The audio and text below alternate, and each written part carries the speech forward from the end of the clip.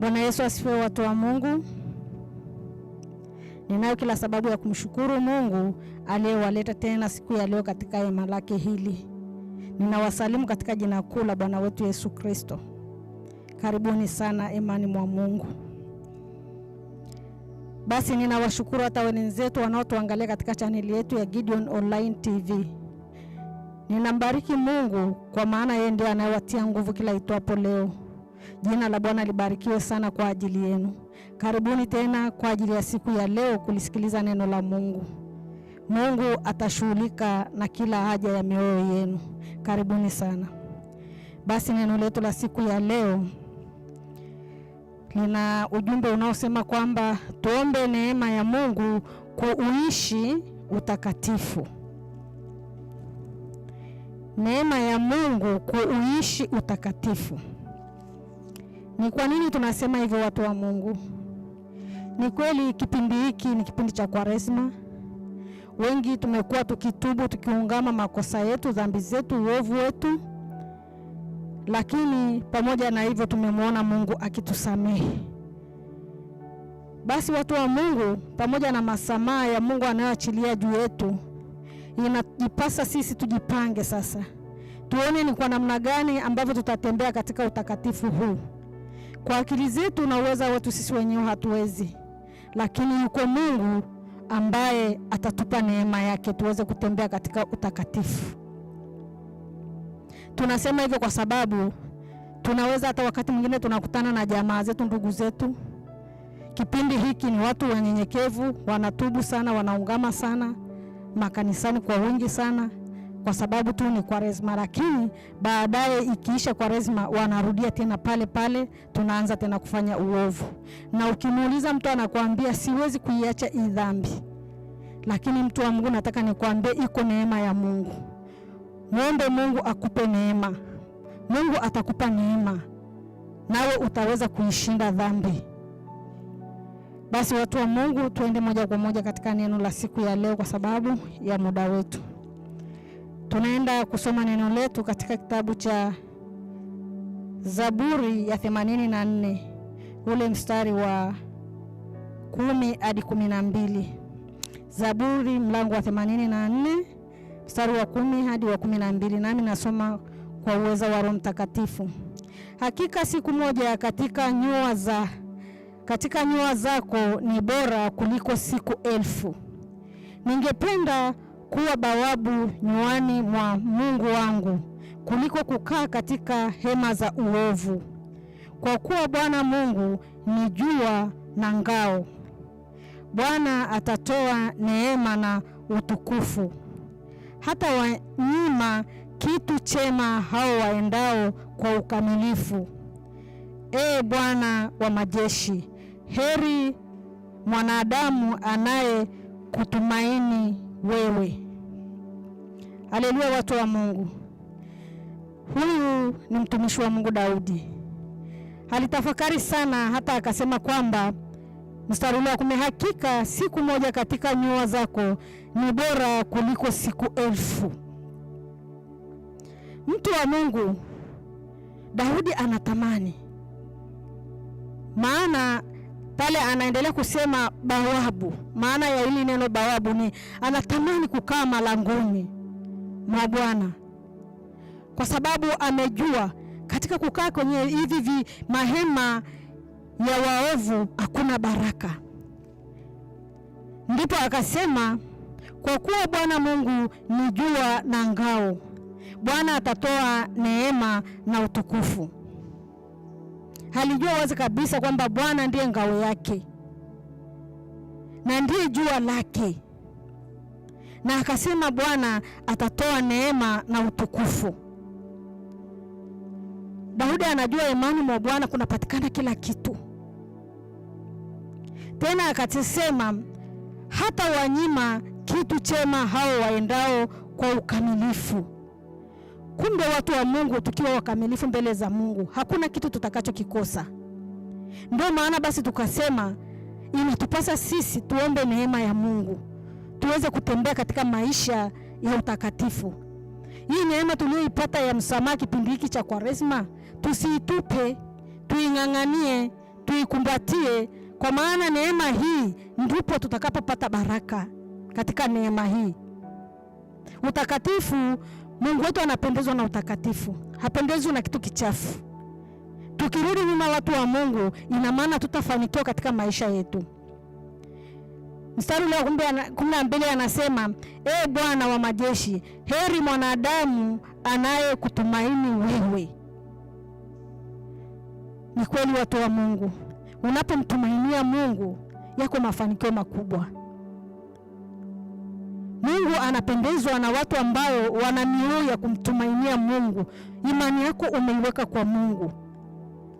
Kwa maana ziko imani mbalimbali. Wengine wanaabudu milima, wengine ni miti mikubwa, wengine ni kwenye masali. Kila kitu kile ambacho ameona moyoni kwake yamkini nikikiabudu hiki kitu kitanipatia mafanikio. Lakini mtu wa Mungu, nataka nikuambie, mafanikio yanapatikana kwa Mungu tu, Mungu aliye hai. Ndio maana Daudi anasema, Bwana wa majeshi, heri mwanadamu anayekutumainia wewe. Alijua hakuna mtu mwingine anayeweza kumsaidia mtu mwingine, ni Mungu mwenyewe. Basi watu wa Mungu, tuendelee kusikiliza tena neno la Mungu katika kitabu cha Wagalatia 1.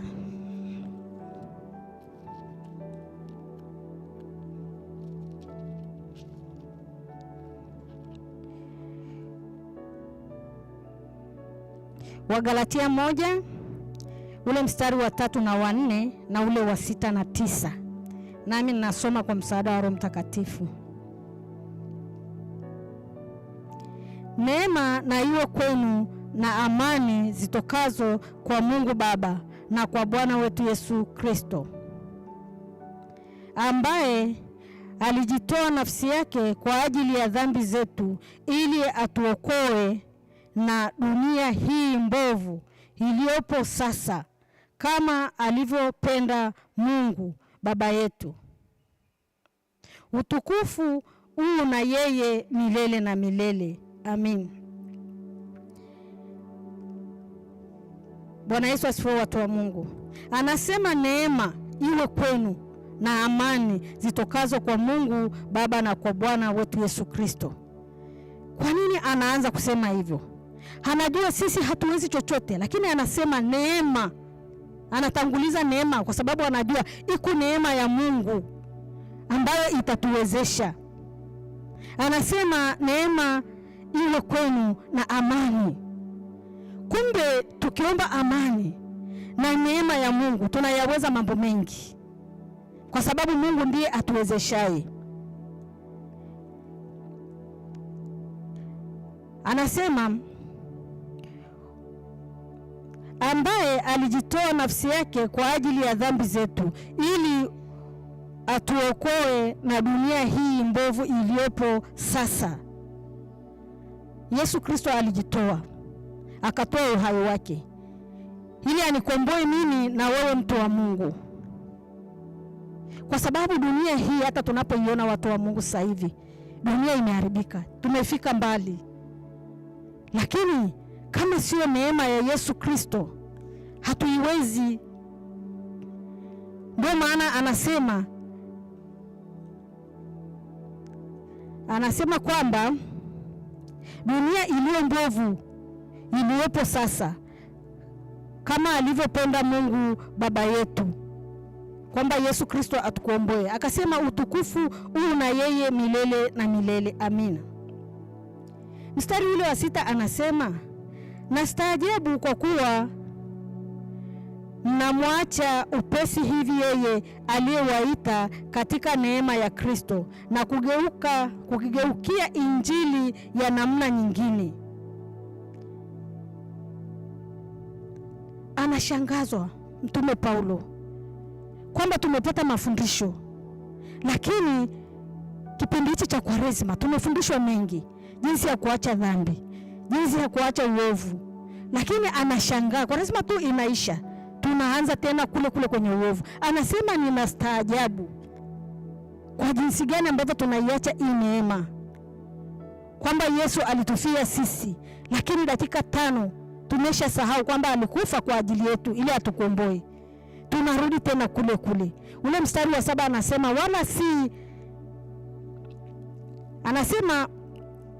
wala si nyingine, lakini wapo watu wataabishao na kutaka kuigeuza injili ya Kristo. Kama tunavyojua watu wa Mungu wataabishaji wapo. Yamkini mimi hapa nimeshaamua niache dhambi, niache maovu, niokoke, nimkiri Yesu Kristo kwamba ni Bwana na Mwokozi wangu, na niishi maisha matakatifu. Lakini wengine watainuka, watakwambia raha za dunia unamwachia nani? Maneno ni mengi ya kukukejeli kiasi kwamba yamkini utakata tamaa, utarudi nyuma. Lakini neno la Mungu linasema wako wataabishaji, na walikuwepo tangu nyakati hizo na hata sasa wapo. Kwa hiyo ni mimi na wewe, mtu wa Mungu, tuamue kukataa dhambi. Inaanzia ndani ya moyo wako. Kataa dhambi, ndipo sasa Mungu anakuona kwamba huyu kweli hataki hii dhambi. Alafu huku unapoikataa dhambi, unachukua hatua ya kuomba neema. Mungu nisaidie niweze kushinda majaribu haya, niweze kuwashinda hao wataabishaji wanaotaka kunirudisha nyuma. Usinyanyane tu kwa kuona kwamba ni sawa wanavyokudanganya. Hapana, mtu wa Mungu. Tukiendelea pale anasema, lakini ijapokuwa sisi au malaika wa mbinguni atawahubiri ninyi injili yoyote isipokuwa hiyo tuliyowahubiri, na alaaniwe. Mtume Paulo anasema kwamba hao wataabishaji wataanza kukuhubiria injili zingine. Twende kwa waganga, twende kwenye masale, twende kwenye miti mikubwa, lakini anakuambia hiyo injili atakao kuhubiria huyo mtaabishaji haitakuwa na maana labda ile ambao wao wamekuhubiria watumishi wa Mungu, ambao ni mtume Paulo wakati huo anatangaza injili. Anasema huyo atakaye kutaabisha kwa kukuhubiria injili nyingine na alaaniwe. Haleluya, watu wa Mungu. Tena akasema ule mstari wa 9, kama tulivyotangulia kusema na sasa nasema tena, mtu awaye yote akiwahubiri ninyi injili yoyote isipokuwa hiyo niliyoipokea, na alaaniwe. Hilo neno limerudiwa. Injili inayopingana na injili ya Yesu Kristo, injili inayopingana na injili takatifu, ikiwa wewe utamhubiria mtu mwenzio, ina maana unampotosha. Lakini ujue hukumu ipo, kwa sababu neno hapa linasema na alaaniwe. Kwa hiyo watu wa Mungu, tuogope tusije tukalaaniwa. Kama mtu amepata neema ya kuokoka, kama mtu amepata neema ya kumkubali Yesu kwamba ni Bwana na Mwokozi wake, mwache, usimyumbishe, usimtaabishe. Bwana Yesu asifiwe, watu wa Mungu. Tuendelee tena katika neno kwenye kitabu cha Wagalatia 1, Waefeso 1. Samahani watu wa Mungu. Kitabu cha Waefeso 1 ule mstari wa 7. Anasema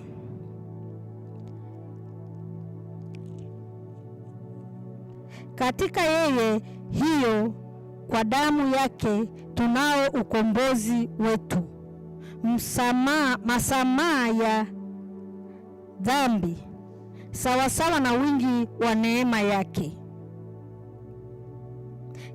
Katika yeye huyo ambaye ni Yesu Kristo, katika Yesu Kristo kwa damu yake tunao ukombozi wetu,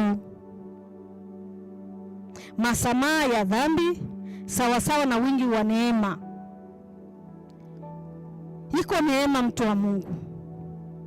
Anasema kwa damu yake tumesamehewa, tumekombolewa, tumesamehewa dhambi, maovu yetu. Na anasema kwake iko neema.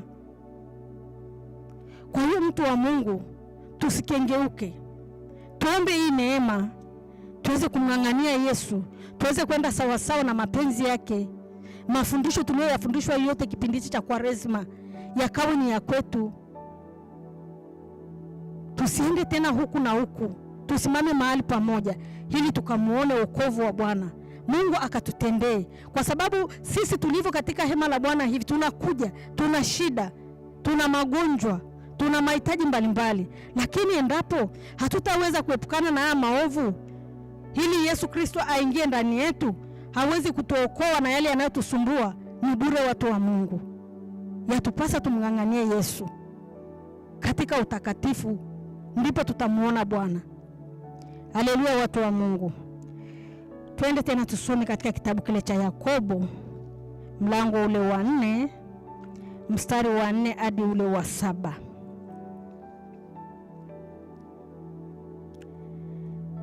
Kitabu cha Yakobo mlango wa 4 mstari wa 4 hadi wa 7, nami nasoma kwa msaada wa Roho Mtakatifu. Enyi wazinzi, hamjui ya kwamba kuwa rafiki wa dunia ni kuwa adui wa Mungu? Basi kila atakaye kuwa rafiki wa dunia hujifanya kuwa adui wa Mungu. Au mwadhani ya kwamba maandiko yasema bure, huyo Roho akaaye ndani yenu hututamani kiasi cha kuona wivu, lakini hutujalia sisi neema iliyozidi. Kwa hiyo husema, Mungu huwapinga wajikuzao, bali huwapa neema wanyenyekevu. Basi mtiini Mungu, mpingeni shetani, naye atawakimbia. Haleluya watu wa Mungu. Neno la Mungu hapa mstari wa 4 unazungumzia habari ya wazinzi. Huko uzinzi wa aina nyingi. Katika kuabudu kwetu kusiko kumpendeza Mungu, huko nako ni kuzini. Ndio maana neno linalosema hapa hivi kwamba enyi wazinzi, hamjui kwamba kuwa rafiki wa dunia ni kuwa adui wa Mungu? Ameona kwamba sisi wanadamu tumeegemea sana mambo ya duniani. Hatushughuliki na mambo ya mbinguni. Hatutafuti uso wa Bwana. Tunahangaika na ya duniani, mambo ya starehe, tena za aibu, mambo ya kuabudu kwenye mizimu. Lakini hapa anasema wewe ambaye unakuwa rafiki wa dunia, umekuwa adui wa Mungu. Na tena akasema haya maneno sio kwamba maandiko yamesema bure, hapana. Ni kweli haya maneno yanavyosema hivyo watu wa Mungu. Huyo Roho akae ndani yenu yetu ututamani kiasi cha kuona wivu. Yuko Roho wa Mungu anayekaa ndani yetu. Na huyu Roho wa Mungu anatamani, anatutamani, anaona wivu. Kwa nini sisi tuko huku duniani lakini tunafundishwa neno la Mungu kila itwapo leo, lakini atuachi uzinzi wa kuhangaika huku na kule, atuachi haya maovu? Ni kwa nini? Kuabudu kusikompendeza Mungu, kwa nini? Sasa anasema roho yake huwa inatutamani, anasikia kuhuzunika kwa ajili yetu. Kwa hiyo watu wa Mungu ni lazima tumtii Mungu. Anasema anaona wivu, lakini anasema lakini utujalia sisi neema iliyozidi. Kwa hiyo usema Mungu huwapinga wajikuzao, bali huwapa neema wanyenyekevu. Wale wanaojikuza, sisi tunaojikuza, tunayojiinua, Mungu anatupinga. Lakini tukimnyenyekea, anaachilia neema juu yetu. Tusione kwamba dunia nzima hii ni ya kwetu watu wa Mungu, tukaenda tunavyopenda, tukajitawala tunavyotaka, lakini tujue yuko mwenye dunia yake ambayo ni Mungu mwenyewe. Na anasema sisi tunajikweza na kuitawala dunia hii kwa matendo yasiyompendeza, ina maana yeye hutupinga, hatatupinga, lakini anawakubali wanyenyekevu. Tunyenyekee watu wa Mungu, tujishushe kwa Bwana wetu Yesu Kristo, naye ataachilia neema juu yetu, atatulinda. Mungu atatupigania, hatutateseka, kwa sababu yeye ana uweza, ana nguvu, ana mamlaka, ana kila kitu. Hakuna kinachoshindikana kwake. Basi akasema mtiini Mungu, mpingeni shetani naye atawakimbia. Tumpinge shetani. Tuanze ndani ya mioyo yetu, tukatae. Mtu anatenda dhambi lakini anakuambia ni shetani amenidanganya. Sasa hilo jibu umepata wapi? Kumbe umejua ni shetani amekudanganya. Sisi wanadamu hatukosi majibu, lakini neno la Mungu linasema mtiini Mungu, mpingeni shetani naye atawakimbia. Haya maovu, kama wewe unamtii Mungu, una utiisho wa Mungu ndani yako, kwa sababu ni Mungu mwenyewe unatembea naye, unatembea na roho wa Mungu. Roho wa Mungu lazima anakukinga. Anakukinga hata na maadui na marafiki wabaya. Anakukinga hata na makundi ya watu waovu, ikiwa roho yake iko ndani yako. Na hapo ndipo unapoweza sasa kumpinga huyu shetani, naye atakukimbia. Shetani anaona moto, hakai mahali ambapo roho wa Mungu yupo, anaungua, anakimbia mwenyewe. Maana pale anasema mkaribieni Mungu naye atawakaribia ninyi. Kumbe tunapomkaribia Mungu naye anatukaribia, watu wa Mungu. Basi watu wa Mungu, siku ya leo neno la Mungu linatuambia kwamba tuombe neema ya Mungu kuishi utakatifu. Utakatifu ni jambo la muhimu sana katika maisha ya Mkristo yoyote yule. Haijalishi umeokoka au haujaokoka, mtu wa Mungu. Pasipo utakatifu, mimi na wewe hatutamuona Mungu. Hata matendo ya baraka na nini tutakosa, kwa sababu mwenye kuachilia baraka ni Mungu. Na mateso tutateseka, magonjwa, umaskini, kila adha ya uchafu, magonjwa yatatunyemelea sisi, kwa maana tu tumekosa hii neema ya utakatifu. Bwana Yesu asifiwe, watu wa Mungu. Basi niwashukuru wote wale ambao tumelisikiliza neno la Mungu siku ya leo. Niwashukuru hata wale wenzetu ambao wanatuangalia katika channel yetu ya Gideon Online TV. Mungu awabariki sana. Basi watu wa Mungu, tusimame tumshukuru Mungu. Baba, katika jina lako Yesu Kristo, mwana wa Mungu aliye hai, mfalme wa wafalme, Mungu mkuu, Baba, ninakushukuru, ninasema asante Bwana hata kwa ajili ya siku ya leo Bwana. Ninakushukuru hata kwa namna Mungu mkuu umenitumia. Baba, ninalibariki jina lako, ninalitukuza, ninakuinua, kwa maana Mungu hujawahi kuniacha, mfalme wa wafalme. Ninakushukuru hata kwa ajili ya kusanyiko lililoko mbele yako. Ninakushukuru hata kwa ajili ya kila mmoja mahali popote pale alipo anayelisikiliza neno lako katika channel yetu ya Gideon Online TV. Ninakushukuru hata kwa ajili ya mkuu wako, kuhani wako, mtumishi wako aliyemweka katika madhabahu hii ya Mlima Moria. Baba, ninakushukuru, ninasema asante hata kwa ajili ya neema ya kipindi hiki cha mvua. Bwana, ninakushukuru Mungu mkuu, ninasema asante. Baba yangu na Mungu wangu, ninakuomba ukaachilie neema yako sasa Baba. Achilia neema yako ili kipindi hiki Mungu kinapoishia Baba, hiki cha Kwaresma, tuweze kuenenda katika utakatifu. Maana kwa akili zetu na uweza wetu sisi hatuwezi, lakini neema yako Bwana yatosha. Ni katika jina lako Yesu Kristo, mwana wa Mungu aliye hai, nami ninaomba na kuamini. Amen.